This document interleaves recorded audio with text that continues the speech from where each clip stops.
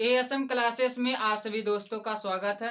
मैं आप सभी के बीच में फ्यूचर परफेक्ट टेंस का दूसरा रूप लेकर आया हूं, जो निगेटिव सेंटेंस सीखेंगे। मतलब अगर फ्यूचर परफेक्ट टेंस है तो उसका हम निगेटिव सेंटेंस का अगर वाक्य दे दिया जाए तो उसका अनुवाद कैसे करते हैं यही आज हम सीखेंगे। तो चलिए देखते हैं। सबसे पहले आप जानते हैं फ्यूचर परफेक्ट टेंस मिस होता क्या। फ्यूचर मिस होता है भविष्य, परफेक्ट मिस होता है पूर्ण, टेंस मिस होता है काल। मतलब जिसमें काम का पूर्ण होना भविष्य काल में पाया जाए तो वो क्या होता है, फ्यूचर परफेक्ट टेंस। समझ में आया। और फ्यूचर परफेक्ट टेंस के वाक्यों के अंत में चुका होगा, चुकी होगी, चुके होंगे, चुकेंगे, चुकेगा, चुकेगी, ये सब आते हैं। ठीक, वाक्य के अंत में आते हैं। अब हम ये जानेंगे कि ये किस सेंटेंस का, जैसे देखिए अब इसका निगेटिव सेंटेंस है ना, तो निगेटिव सेंटेंस का सूत्र क्या होता है, सब्जेक्ट पहले लिखते हैं, फिर शैल भी लिखते हैं, फिर नॉट लिखते हैं, फिर हैव, फिर मेन और की थर्ड फॉर्म, फिर ऑब्जेक्ट, फिर बिफोर, फिर सब्जेक्ट, फिर मेन और की फर्स्ट फॉर्म।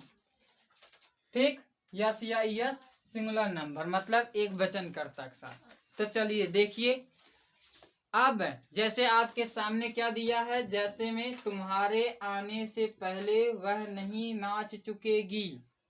तो यहाँ आपके वाक्य में क्या आया, नहीं आया, तो इसका मतलब ये निगेटिव सेंटेंस है।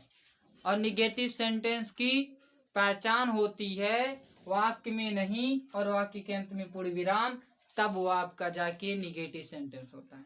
समझ में आ गया होगा।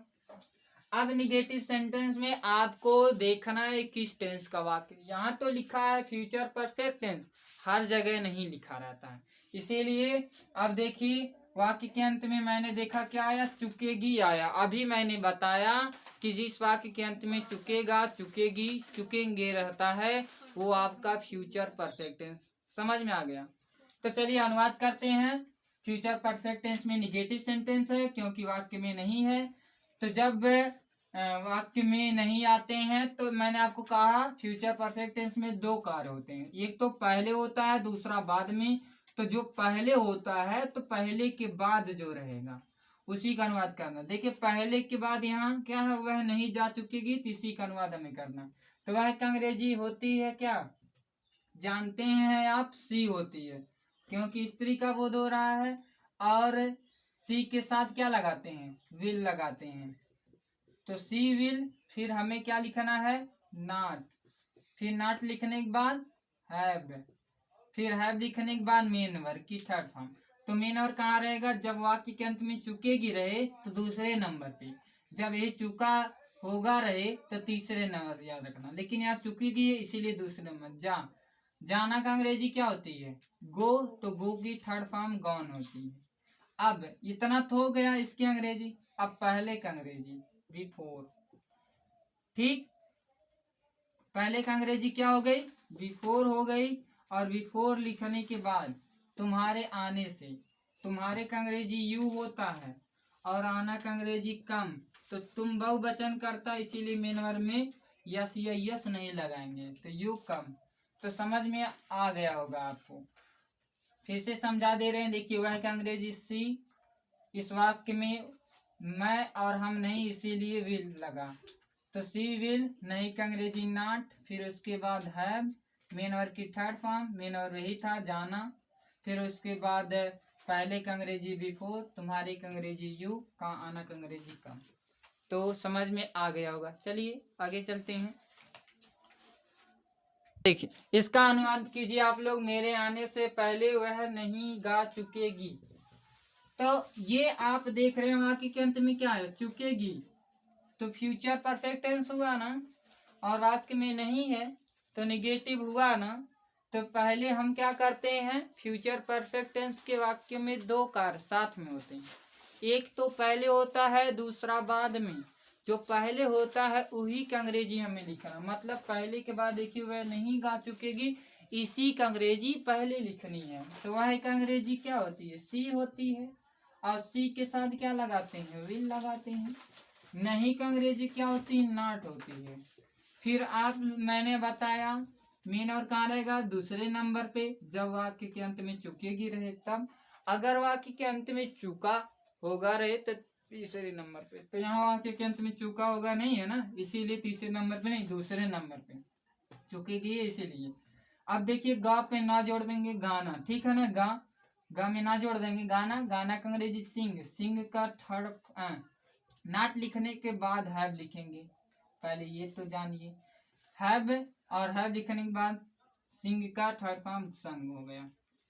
और जैसे ही संग लिखे इसमें कोई ऑब्जेक्ट है नहीं, पहले का अंग्रेजी बिफोर हो गई। फिर मेरे का अंग्रेजी आई और आने का अंग्रेजी कम से कम हो जाएगा। तो आपका क्या हो जाएगा, she will not have sung before I come, क्योंकि मैं बहुवचन है इसीलिए। तो यही होगा आपका। चलिए देखिए इसका अनुवाद कीजिए आप लोग। उसके आने से पहले हम अपना काम नहीं कर चुके होंगे, कीजिए।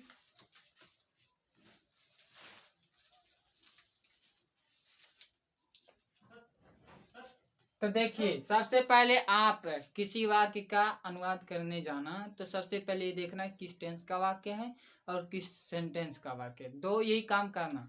तो दो काम मैं कर रहा हूँ। देखिए वाक्य के अंत में क्या देखा, चुके होंगे आया, तो इसका मतलब ये future perfect tense. Future perfect tense में अब मैं देख रहा हूँ वाक्य में नहीं भी है और वाक्य के अंत में पूर्ण विराम है। तो मैंने कहा जब वाक्य में नहीं रहे तो निगेटिव सेंटेंस। तो ये निगेटिव सेंटेंस है, समझ में आ गया होगा। मैंने कहा फ्यूचर परफेक्ट टेंस में दो कार्य होते हैं, एक पहले होता है दूसरा बाद में। जो पहले हो उसी का अंग्रेजी पहले। तो पहले के बाद जो रहेगा, जैसे यहाँ पहले है ना, तो पहले के बाद जो रहेगा उसी का अनुवाद करना है। तो पहले का अंग्रेजी, पहले के बाद यहाँ करता कौन है, पहले के बाद हम है, तो हम क्या अंग्रेजी क्या होती है, वी। और मैंने कहा जब वाक्य में हम और मैं रहे तभी आप शैल लगाना। तो यहाँ देखिए हम है इसके साथ शैल, फिर नहीं है ना तो नॉट, फिर उसके बाद जैसे नॉट लिखेंगे तुरंत हैव लिखने के बाद मेन की थर्ड फॉर्म। मैंने कहा जब वाक्य के अंत में चुके होंगे रहे तो 1 2 3 तीसरे नंबर मेन कर में ना जोड़ दिया करना का अंग्रेजी क्या होती है, डू का थर्ड फॉर्म डन हो गया।